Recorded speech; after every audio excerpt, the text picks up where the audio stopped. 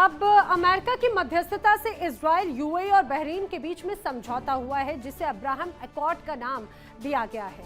आपको ये भी बता देते हैं कि आखिर ये समझौता क्या है, किस बारे में है और आखिर अब्राहम अकॉर्ड होता क्या है। आइए, दरअसल साल 2020 में यूएई, बहरीन और इजराइल के बीच में एक समझौता हुआ। अब्राहम अकॉर्ड में अमेरिका ने मध्यस्थता की थी। इजराइल और अरब देशों के संबंध सामान्य हो जाएं, इस पर कोशिश की गई और बाकायदा उस पर सहमति भी जताई गई। इतना ही नहीं बल्कि यूएई ने समझौते के तहत इजराइल के संबंध सामान्य बनाने का ऐलान किया। राजनयिक, आर्थिक, प्रौद्योगिकी, सांस्कृतिक सहयोग पर एक तरह से सहमति बनी। वहीं दूसरी तरफ बहरीन जैसे देश ने भी इजराइल से संबंध सामान्य करने पर सहमति जताई। वहीं जून 2021 में अबू धाबी में इजराइल और तेल अवीव में यूएई दूतावास खुला। इजराइल और यूएई के बीच में उसके बाद सीधी उड़ान सेवाएं एक तरह से स्थापित हो सकी, तो वो रहा अब्राहम अकॉर्ड। लेकिन आइए चलिए बात करते हैं आगे एक बड़ी खबर की, समय की बड़ी वॉर ब्रेकिंग की। ईरानी मीडिया के हवाले से आई है बड़ी खबर। तो बड़ी खबर, ईरान ने अमेरिका को भेजा है नया प्रस्ताव। जी हां, और ये प्रस्ताव पाकिस्तान के जरिए भेजा गया। युद्ध समाप्ति पर समझौते को लेकर एक तरह से प्रस्ताव भेजने की खबर है और ईरान का कहना है कि हमारा मकसद जंग खत्म करना है और उस जंग को, उस तनाव को खत्म करने के लिए एक बार फिर से ईरान बातचीत करने के लिए तैयार है और उस बातचीत के लिए अमेरिका को कुछ शर्तें माननी होगी जिस पर सहमति बनाई जानी है। कुछ इसी तरह का एक और प्रस्ताव भेजा गया है। प्रस्ताव एक बार फिर से डाकिये के माध्यम से यानी पाकिस्तान के माध्यम से पहुंचा दिया गया। हालांकि पिछली बार जब प्रस्ताव भेजा गया तो अमेरिका ने क्लियर कट NO नो कह दिया, लेकिन क्या इस बार अमेरिका की तरफ से ईरान के इस अपडेटेड प्रस्ताव पर सहमति बनेगी क्या, इस एडिटेड प्रस्ताव पर सहमति बनेगी क्या, ये देखने वाली बात है। चलिए आगे बढ़ते हैं, बात करते हैं ईरान की। ईरान के लिए सुप्रीम लीडर का पद बेहद अहम है। ईरान में उनके फैसलों को सबसे ज्यादा अहमियत दी जाती है। अब IRGC सीधे तौर पर तो सुप्रीम लीडर को ही रिपोर्ट करती है। अब ईरान में सुप्रीम लीडर और IRGC की हैसियत इस बात से समझी जा सकती है कि ईरान की लोकतांत्रिक सरकार और सेना भी उनसे ज्यादा शक्तिशाली नहीं। बात करें वर्तमान सुप्रीम लीडर मुश्तबा खामनेई की, तो वो अब तक सार्वजनिक रूप से दिखाई नहीं दिए। अब बताया जा रहा है कि ईरान के नेता ने ही उनके जख्मी होने की बात भी मान ली है।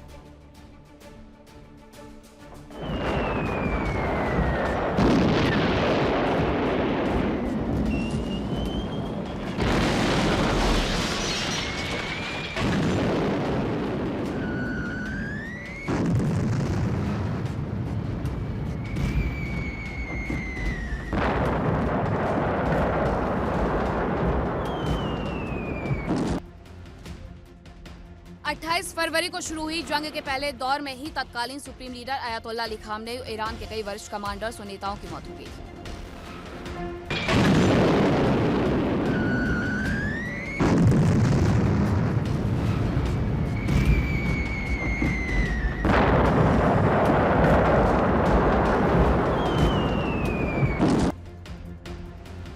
जिसके बाद उनके बेटे मुस्तफा खामनेई को सुप्रीम लीडर चुना गया, लेकिन तब से अब तक वो सार्वजनिक रूप में नहीं दिखे।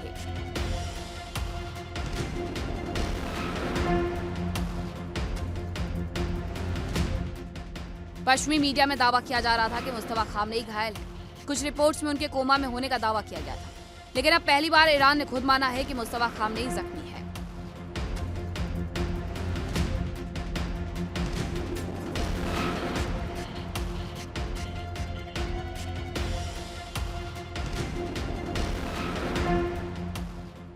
ईरान के सर्वोच्च नेता मुस्तफा खामनेई के स्वास्थ्य को लेकर दुनिया भर में चल रही अटकलों के बीच ईरान ने पहली बार माना है कि सुप्रीम लीडर मुस्तफा जख्मी है।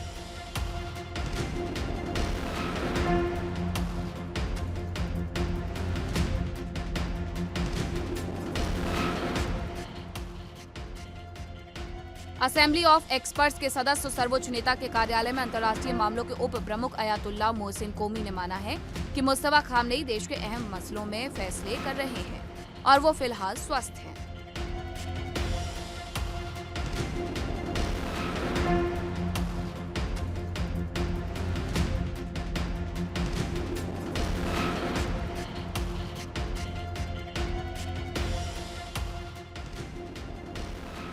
मोहसिन कौमी ने कहा कि पश्चिमी देश केवल अफवाह फैलाने और ईरान को प्रतिक्रिया देने के लिए मजबूर करने के लिए कई तरह के हथकंडे अपना रहे हैं।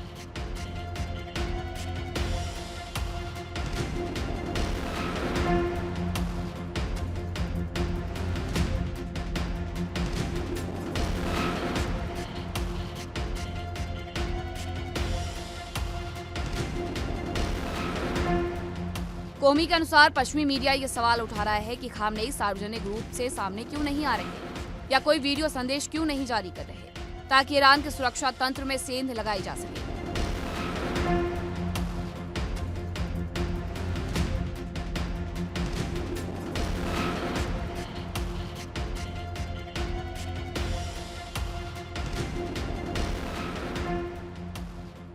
खबरों के अनुसार कौमी ने कहा कि जिस इमारत पर बमबारी हुई थी उस वक्त वहां मुस्तफा खामनेई मौजूद नहीं थे।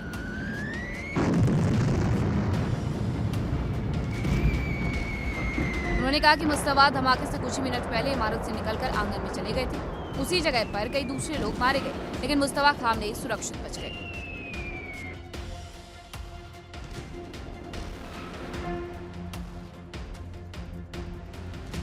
कौमी ने माना कि हमले में मुस्तफा को कुछ चोटें जरूर आई, लेकिन उनकी जान बचाना और उनकी सेहत का ख्याल रखना ईरान के लिए सबसे अहम मुद्दा है। कौमी ने लोगों को भरोसा देते हुए कहा कि ईरान के वरिष्ठ अधिकारियों का पूरा ध्यान अब उनकी सुरक्षा और सेहत पर है।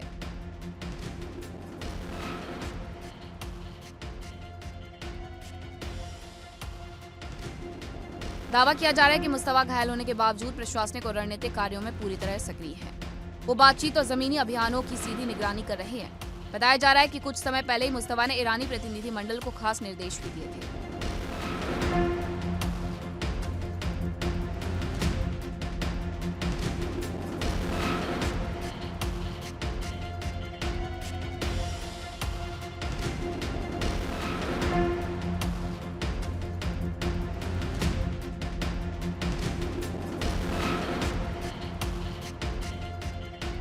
बताया जा रहा है कि मुस्तफा खामनेई के आसपास कुछ मेडिकल स्टाफ और IRGC के वरिष्ठ कमांडर ही रहते हैं।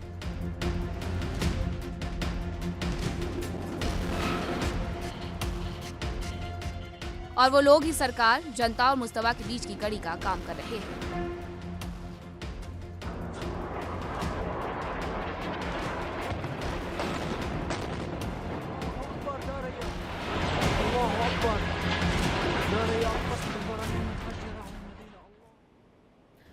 मुश्तबा खामनेई ये पिछले कुछ दिनों में ये नाम आपने कई मर्तबा सुना होगा। कई बार आयतुल्ला अली खामनेई के बेटे के तौर पर, तो कई बार ईरान के सुप्रीम लीडर के तौर पर। और सुप्रीम लीडर ईरान का आखिर कितनी ताकत लगता है ये तो पूरी दुनिया जानती है, लेकिन असल में वो ताकत रखने वाला शख्स है कौन? मुश्तबा खामनेई जिसे कहा जाता है। समझिए जरा उस शख्सियत को। मुश्तबा खामनेई फिलहाल ईरान के सुप्रीम लीडर है, आयतुल्ला अली खामनेई के बेटे हैं। खामनेई की मौत के बाद में उन्हें ईरान के सुप्रीम लीडर के पद की जिम्मेदारी सौंपी गई। हालांकि इसके बाद से ही उन्हें अब तक सार्वजनिक रूप से देखा नहीं गया। लोगों के सामने संदेश के रूप में उनके बयान ही सामने आते रहे हैं। साल 1969 को मशहद शहर में उनका जन्म हुआ और आयतुल्ला अली खामनेई के बेटे हैं। दूसरे बड़े बेटे आयतुल्ला अली खामनेई के हैं।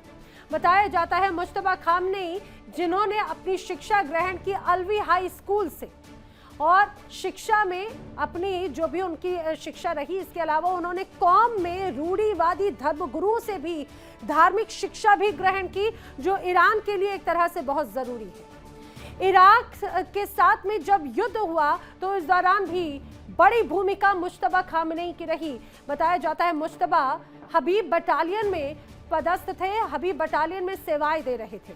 इतना ही नहीं, मुश्तबा खामनेई का प्रभाव इस रूप में माना जाता है कि आयतुल्ला अली खामनेई जब तक कमान संभालते थे तो उनकी टीम में भी बड़ा प्रभाव रखते थे। खामनेई के दफ्तर में प्रभावशाली शख्स के तौर पर मुश्तबा खामनेई हमेशा मौजूद रहते थे। और उनकी खासियत ये रही कि IRGC जो कि ईरान की बायां हाथ माना जाता है, बड़ी ताकत मानी जाती है, मुश्तबा IRGC में भी बड़ी पैठ रखते रहे।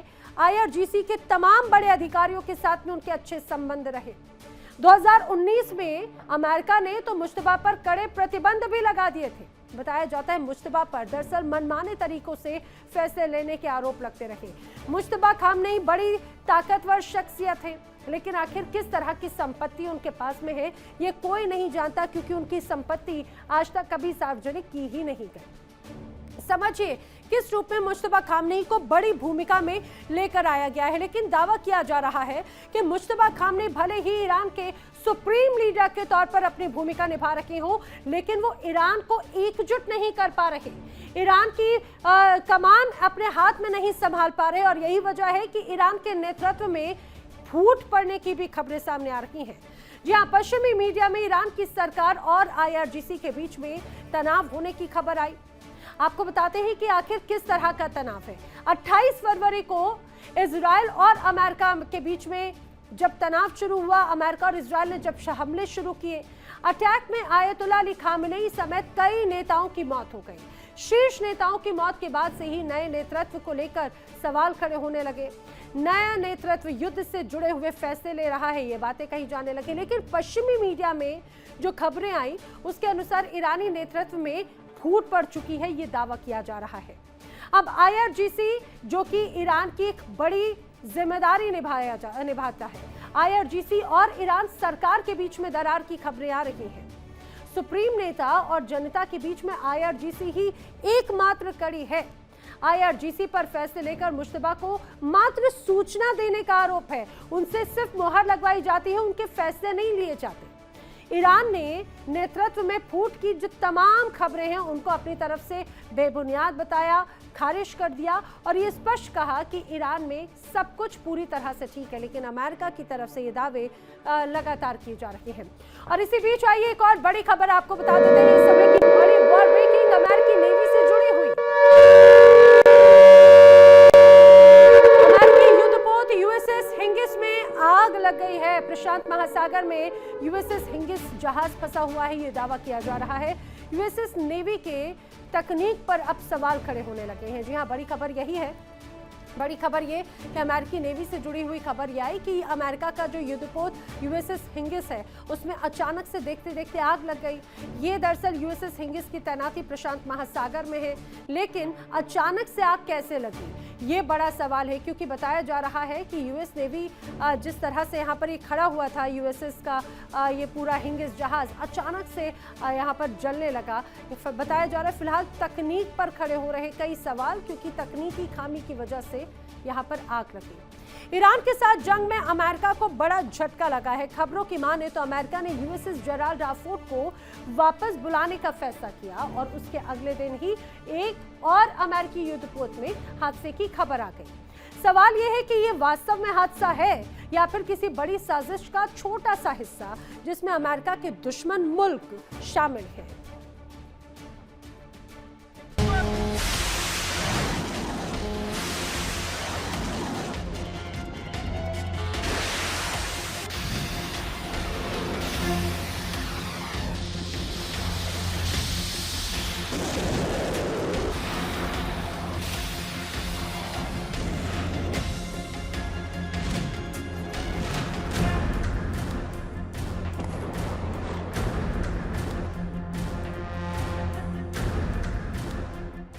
अमेरिका को ईरान से युद्ध में अब तक भारी नुकसान उठाना पड़ा।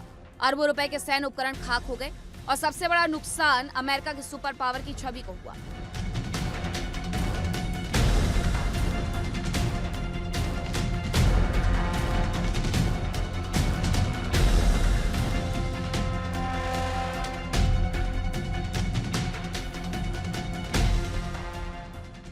अमेरिका की अजेय माने जाने वाली सेना की कमजोरियां दुनिया के सामने आ गई।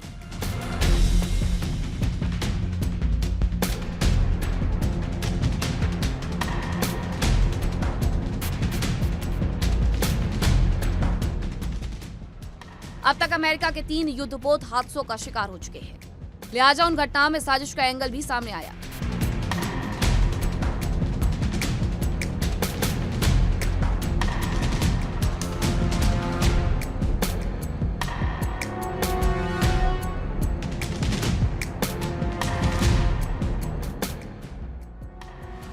अमेरिका का शक्तिशाली युद्धपोत USS हिंगिस अचानक आग की चपेट में आ गया। और इसके बाद सवाल उठने लगे कि यह हादसा था या कोई बड़ी साजिश। पश्चिमी मीडिया के मुताबिक इंडो पैसिफिक क्षेत्र में तैनात यूएसएस हिंगस में इसी हफ्ते आग लगी थी।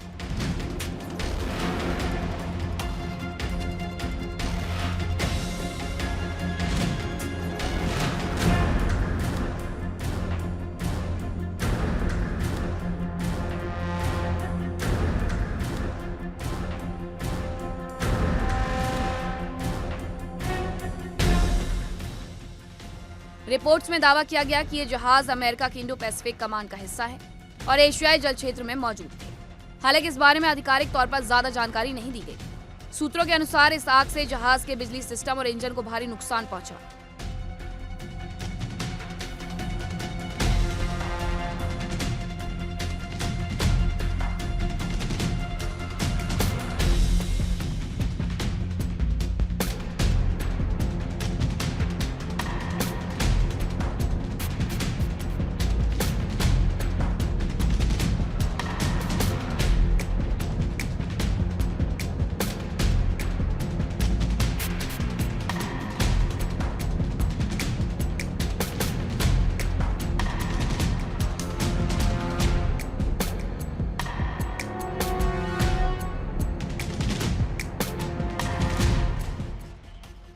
खबर मिली कि हादसे के बाद यूएसएस हिंगस बीच समंदर में ही ठप हो गया।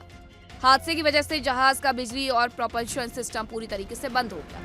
हालांकि नुकसान कितना बड़ा है और जहाज को ठीक होने में कितना वक्त लगेगा, इस पर अभी तक कोई आधिकारिक जानकारी सामने नहीं आई।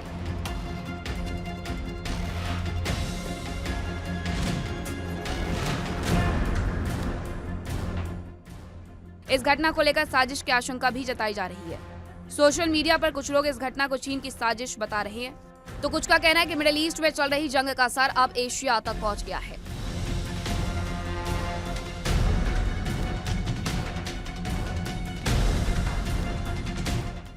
शक इसलिए भी गहरा गया क्योंकि पिछले महीने ही अमेरिका के दो और बड़े युद्धपोत यूएसएस ड्वाइट डी आइजनहावर और यूएसएस जेराल्ड आर फोर्ड में भी आग लगने की जानकारी मिली थी।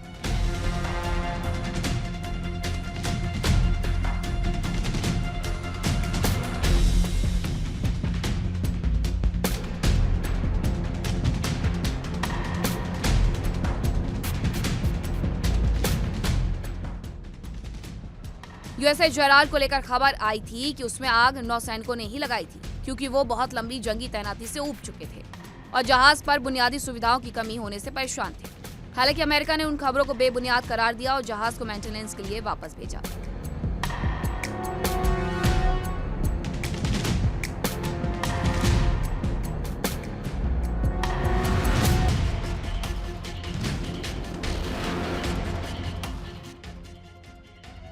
और उसे वापस आते ही दोबारा वॉर ड्यूटी पर लगा दिया गया और अब खबर है कि उसे वापस उसके बेस भेजा जा रहा है। इन घटनाओं ने अमेरिका की सैन्य क्षमताओं की कमजोरी का खुलासा किया और अब ये कमियां जग जाहिर हो चुकी हैं।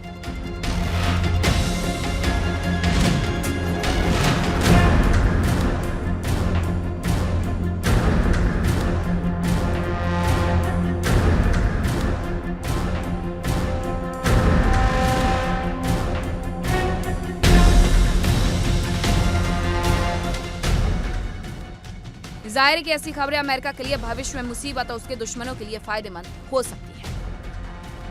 Bureau report, India daily.